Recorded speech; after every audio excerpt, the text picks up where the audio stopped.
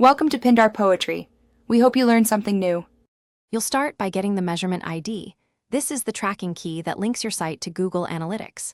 Sign into Google Analytics, create a property, then copy the G code.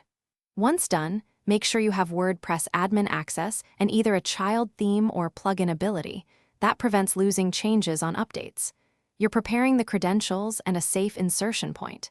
Next, we'll add the code using a recommended plugin or the site header, depending on your comfort level. Now you add the tracking snippet. If you prefer low risk, install a header insertion plugin, paste the snippet or the measurement ID in its GA field and save.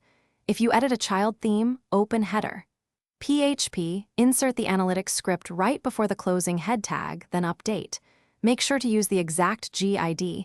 Even one wrong character breaks data. After saving, clear any site and CDN caches so the new header serves immediately. This step prevents stale pages from hiding your new tracking. Finish by verifying that Analytics is receiving data. Open the real-time view in Google Analytics and visit your site. You should see at least one active user.